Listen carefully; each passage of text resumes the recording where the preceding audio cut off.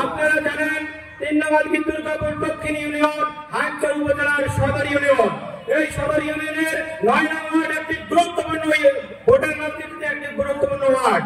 এই ওয়ার্ডে আমরা বিগত দিনে দেখেছি যখনই নির্বাচন হয় তখন একদল লোক আছে আমাদের নেতা কর্মীদের মধ্যে যারা দ্বিচারিত্রিক, তারা কি করে দিনের বেলায় বিএনপি করে রাতের অন্ধকারে আওয়ামী লীগ হয়ে যায়।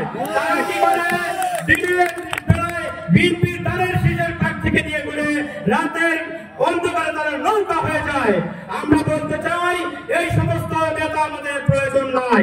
আজকের যৌথ সভা হচ্ছে দলের ত্রুটি বিচ্ছুটিকে উপলব্ধি করে কিভাবে দলকে সুসংগঠিত করা যায়, দলকে কিভাবে আরো বেশি করে ত্বরান্বিত করে সাধারণ ভোটারদের কাছে আমাদের দেশ নেত্রী বেগম খালেদা জিয়া, দেশ নায়ক তরুণের অঙ্গের জনাব তারেক রহমান, আমাদের নেতা আপনাদের নেতা জনাব শেখ ফরিদ আহমেদ মানিকের মেসেজগুলো পৌঁছে দেওয়া যায়, কিন্তু এই সমস্ত নেতারা থাকলে তার সম্ভব নয়। তাই আমাদের সিনিয়র নেতৃবৃন্দের কাছে আমাদের আকুল আবেদন, আমাদের ভোটের কোনো অভাব নেই।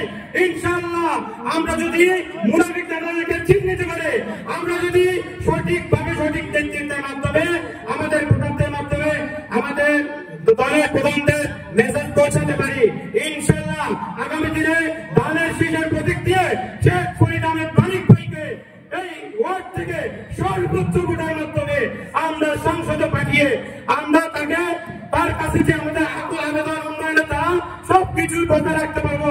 এই সংক্ষিপ্ত বক্তব্য প্রদান করে আমি আমার বক্তব্য এখানে শেষ করছি।